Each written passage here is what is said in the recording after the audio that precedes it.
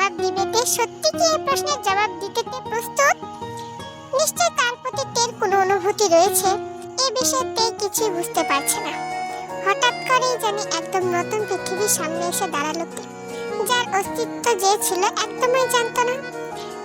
না জেনে সে পৃথিবী ভ্রমণ শুরু করেছে তে। এই ভ্রমণ আর শেষ না হোক, একদম শেষ না হোক। একটু ধীরে কণ্ঠে তেও জবাব দিল, যদি না বলি? বলতে ঢুক দিল। তে মনে মনে ভাবছে, থাপ্পড় না মারলেই হচ্ছে। জাঙ্কুক এবার ভ্রু উঁচু করলো। আচ্ছা দেখি, না বলে দেখাতো। অবশ্য তুই না করতে পারবি না, আমি জানি। আমি ওয়েট করছি, তুই উত্তর দে। জাঙ্কুক সত্যি অপেক্ষা করছে না শোনার জন্য। তে চেষ্টা করলো, কিন্তু তার মুখে আসছে না না শব্দটা। তাকে না করার মতো ক্ষমতা তের কাছে নেই। তে আর চোখে অন্যদিকে তাকালো। এভাবে তাকিয়ে থাকলে হচ্ছে না। এটা কেমন কথা? না তো আমার মুখের উপর বলতে হবে চোখে চোখ রেখে। Come on. তে গুমরা মুখে বলল। না শোনার জন্য এমন উতলা হলেন কেন ভাইয়া? আমি জানি তুই পারবি না। এত আত্মবিশ্বাস ভালো না ভাইয়া। ভেঙে দেখা আত্মবিশ্বাস। তে মাথা নিচু করে রইল। তে সত্যি পারবে না। জাঙ্কুক এবার তের গাল টেনে ধরল। তারপর ধীরে ধীরে তে নিশ্চুপ ঠোঁটে জাঙ্কুকের আঙুল ছোঁয়ালো। জবাব নিয়ে সামনে আসবি আমার। জাঙ্কুক এবার তের চুল ছেড়ে হন হন করে পা ফেলে নিচে চলে গেল। তে মনে মনে বলছে, কি ধরনের শয়তান এটা? জবাবের জন্য লাফাচ্ছে। সে কি আমাকে প্রপোজ করেছে যে জবাব দিব? আজব। সকলের সামনে বলেছে বিয়ের কথা, আর আমাকে কিভাবে বলল? বিয়ে করবি? এটা একটা প্রপোজ নাকি? আমাকে পছন্দ করেন নাকি ভালোবাসেন সেটাই তো বলেনি। আমিও কিছু জবাব দিব না, যাবও না সামনে। কিম বাড়িতে আজ ভিন্ন আমেজ। সকলে এদিক সেদিক ছুটাছুটি করছে। কেউ ঘর পরিষ্কারের কাজে, তো কেউ রান্নাঘরে। তের ছোট চাচি সবকিছু পরিবর্তন করছে, চাদর পর্দা আরো হাবিজাবি। তে বড় মা রান্নাঘরে, তের মা কাটাকাটি করছে।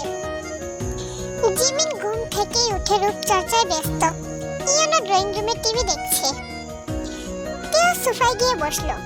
আলগুছে পা তুলে বসে পড়লো। কোলে একটা বালিশ চেপে ইয়ানোকে হুকুম দিল, যা আইসক্রিমের বক্সটা নিয়ে আয় তো ফ্রিজ থেকে। ইয়ানো ভ্রু কুচকালো।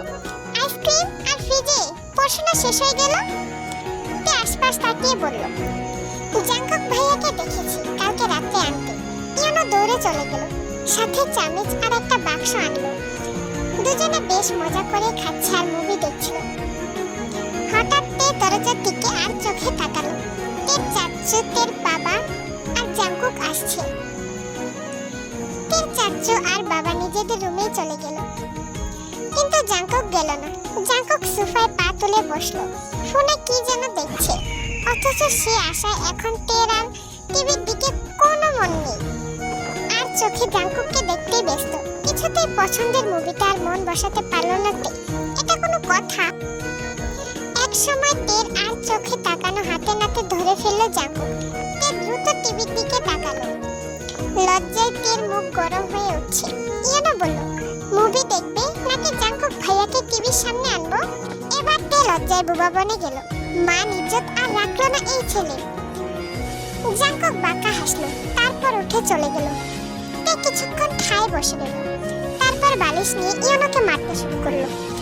তে কাঁদো কাঁদো সরে ইয়ানোকে বলল, ফাজিল, দাঁড়া, আজ চাচিকে বিচার দিব। তুই করলে দোষ নেই আর আমি বললেই দোষ? কি বেয়াদব হয়েছে ছেলেটা। চোখ মুখ অন্ধকার করে বসে রইল তে। আর তাকাবই না এই জাঙ্কুকের দিকে? জাহান্নামে যাব, আর তাকাবো না, একদমই না। বসে বসে এসব ভাবছিল তে। গোছল শেষ করে তে বিছানায় বসে পড়ল।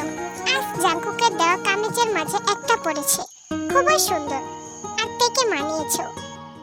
তে কিছুক্ষণ আয়নার সামনে বসে থাকলো। তারপর ভাবলো একটা ছবি তুলবে। ছবি না তুললে হবে নাকি? ফোন রেখে বাহিরের দিকে উকি দিল তে। কেউ নেই। কিছুটা এগোলো তে। তে জাঙ্কুকের রুমে উকি দিল, জাঙ্কুক কি করছে এটা দেখার জন্য। নিশ্চয় জাঙ্কুক গোসল করতে ঢুকেছে। তে আর চোখে আশেপাশে তাকিয়ে জাঙ্কুকের রুমে উকি দিল।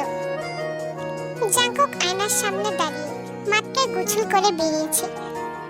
তাওয়ালে দিয়ে চুল মুছছে তখন ওর পিছন থেকে কেউ তের ঘাড়ে টোকা দিল। ভয় নিয়ে তে পিছনে ফিরল। ইয়নো, এই বিয়াদব ছেলে। তে বুকে ফু দিল। এখনো আমার জান উড়ে যাচ্ছিল, গলা শুকিয়ে আসছে। হঠাৎ ইয়নো ধাক্কা দিল জাঙ্কুকের রুমের ভেতরের দিকে। পরপরে চেঁচাতে লাগলো, তে আপু, তুমি উকি দিয়ে কি দেখছিলে? দৌড় দেওয়ারও রাস্তা নেই তে।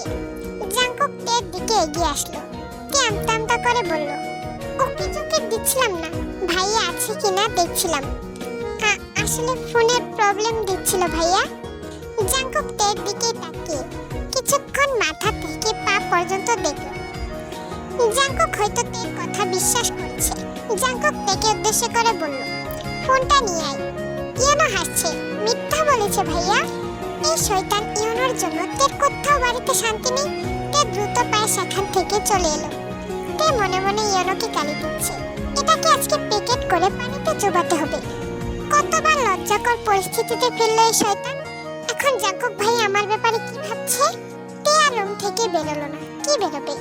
ফোন তো ঠিক আছে। এখন জাঙ্কুক তেকে দেখলে ফোন দেখতে যাবে, তে তখন কি করবে?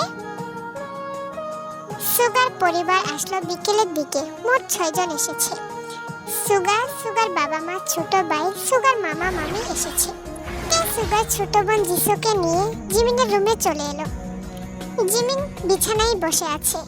জিসুকে দেখতে জিমিন দাঁত বের করে হাসতে শুরু করলো। জিসু জিমিনের দিকে তাকিয়ে মুচকি হাসি দিয়ে বলে, আজকে তো সুগার ভাইয়া শেষ। কি সুন্দর লাগছে ভাবি। জিমিন লজ্জা পেয়ে অন্যদিকে ঘুরে গেল। তে হাসছে। আসলে এই অনুভূতি খুব সুন্দর।